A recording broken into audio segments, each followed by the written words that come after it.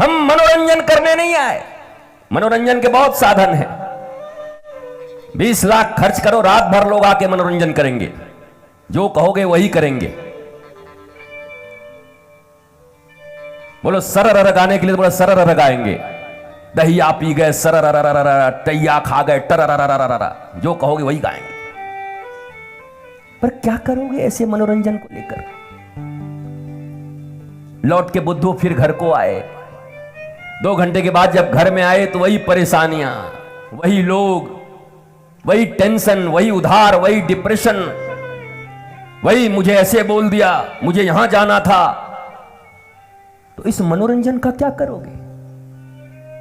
ये तो अपने जीवन को और तुमने बेकार ही कर दिया। 3 घंटे में कुछ तकनीक सीख लेते, मंत्र, यंत्र और तंत्र, इन तीनों चीजों को साध लिया होता। हमने कहा था मंत्र का अर्थ होता है ज्ञान, पर ज्ञान को भी यंत्र बनाना पड़ता है। नॉलेज हुआ तो यंत्र बना, एक से एक डेवलपमेंट हुआ। और उस यंत्र का ठीक ठीक प्रयोग कर सके उसे तंत्र कहते हैं।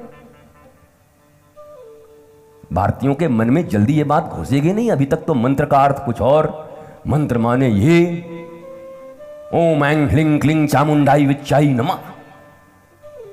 ये बाबा तो बड़ा खतरनाक है, कह रहा है कि मंत्र का अर्थ होता है नॉलेज।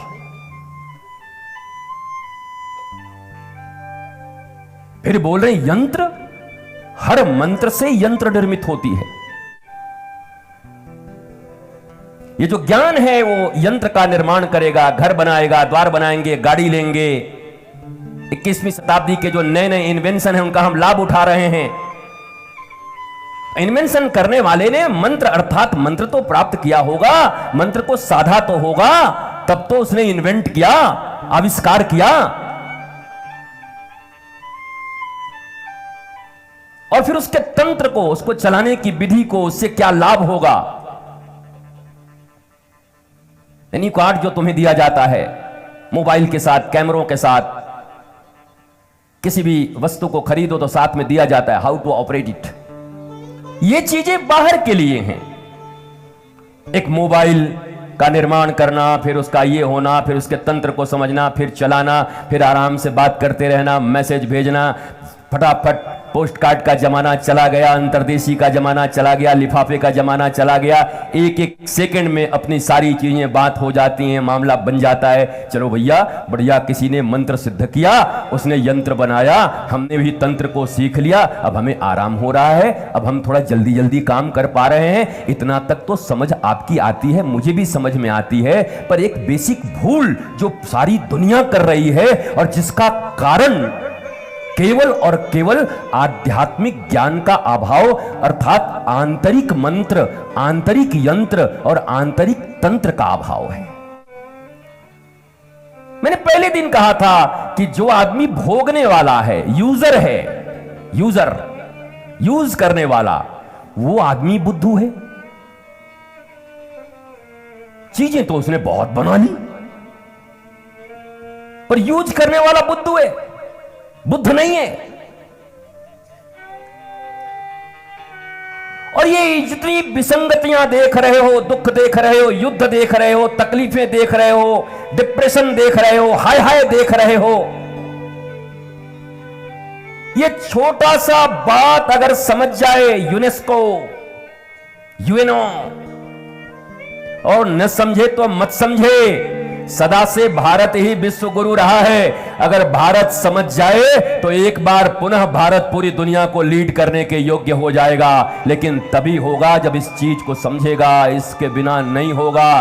तुम तो आज रसिया से पीछे हो, चाइना से पीछे हो, जर्मनी की टेक्नोलॉजी से भी पीछे हो। टेक्नोलॉजी में तुम आगे नहीं हो। बहुत काम हो रहा है, काफी क्षेत्रों में काम हो रहा है, पर आज भी तो पीछे ही हो ना।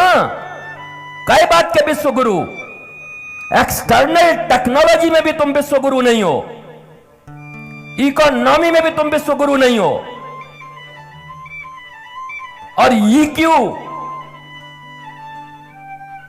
And SQ spiritual question. उस आध्यात्मिकता में भी तुम विश्व गुरु नहीं हो। अब वृंदावन में हमारे आओगे तो देखकर आश्चर्यचकित हो जाओगे कि भारतीयों से ज्यादा विदेशी लोग आकर के रहते हैं, धोती कुर्ता पहन करके अहोरात्रि 3 बजे 2 बजे उठ करके वृंदावन की परिक्रमा लगा रहे हैं, गीता का पाठ कर रहे हैं, चंदन टीके लगा रहे हैं, आध्यात्मिक अनुसंधान कर रहे हैं, और हम भारतीय 12 बजे तक टांग फैला के सो रहे हैं। तो जिस आध्यात्मिक ज्ञान के कारण तुम कभी विश्व गुरु बने थे, वह आध्यात्मिकता भी तुम्हारे भीतर में केवल 80,000 कर्म कांडों के श्लोक तक, उपासना तक तुम पहुंच नहीं पाए। उपासना का अर्थ होता है उपासन। मुख्यमंत्री और उप मुख्यमंत्री, उप माने उनके बहुत करीब, उपासन दैट मीन्स उपासना। कहते हैं ना उपासना की विधि क्या है, हनुमान जी की उपासना की विधि क्या है, सरस्वती की उपासना की विधि क्या है, गुरु जी के उपासना की विधि क्या है, काली मां के उपासना की विधि क्या है। उपासना शब्द कोई तो पहले समझ लो, विधि क्या आप पूछ रहे हो। ये इंग्लिश पढ़ने वाले ना हिंदी समझे ना इंग्लिश समझे, संस्कृत तो समझते ही नहीं। भाषा के प्रति थोड़ा संवेदनशील भारतीयों को होना पड़ेगा। कई बार हमने कहा कि इंग्लैंड में जन्म लेने वाला कोई बच्चा अगर शुद्ध हिंदी नहीं बोलता तो उसके लिए शर्म का विषय नहीं है, लज्जा का विषय नहीं है, क्योंकि उसका मदर टंग इंग्लिश है। वो इंग्लिश ठीक बोलता है, हिंदी तो खराब बोलेगा। हे मैन, कहां जाता, कहां आता है, क्या करता है, क्योंकि उसकी भाषा हिंदी नहीं है, उसकी भाषा मराठी नहीं है, उसकी भाषा तमिल नहीं है, उसकी भाषा उड़िया नहीं है, बांग्ला नहीं है, मलयालम नहीं है, तेलुगु नहीं है। लेकिन जरा याद करो कि भारत का कोई बच्चा अगर ठीक से हिंदी ना बोल पाए, मराठी ना बोल पाए, तेलुगु ना बोल पाए अपनी भाषा को, कल किसी ने कहा था कि 69 बोल दिया जाए तो पूछेगा मम्मा 69 मीन्स क्या, 69, 79, 89? उसको पता नहीं 69 क्या होता है। 69, 70, 71, 72, 73 और उल्टी गिनती तो छोड़ ही दो।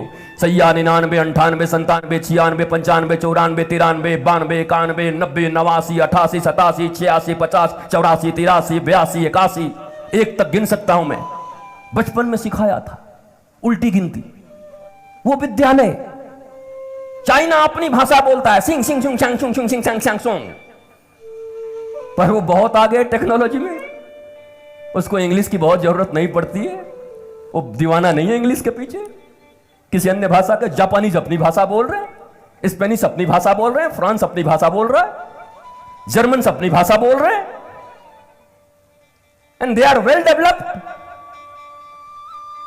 वो हम ही इतने दिन गुलाम रह करके टट्टू बन गए हैं, देसी मुर्गी बिलायती बोल। हाँ, आजकल तो कंपटीशन भी है माताओं के बीच में। तुमको पता है हमारा ना गोलू ना अभी 2.5 साल का है, अभी बिल्ली देख के कैट कैट कैट करता है, तब तक बगल वाली हूं। हमारा तो अभी 1.5 साल का है, चूहा देख के रैट रैट रैट करता है। कमाल है। ये अभिमान का विषय है, इस बात पर तुम्हें अभिमान है। और फिर यही cat cat rat rat mat mat, और शादी विवाह जब हो गया, 22-23 साल का हो गया, पत्नी को लेकर के अलग घर में फ्लैट में रहने लगा, तो उसी गांव में जा करके लोगों से बुराई, आग लगे, बर्बाद हो जाए। ये बहू नहीं चुड़ैल आई थी। बताओ, चुड़ैल आई थी। माता जी इतना पैसा खर्च के चुड़ैल लाई थी, किस लिए लाई थी भैया?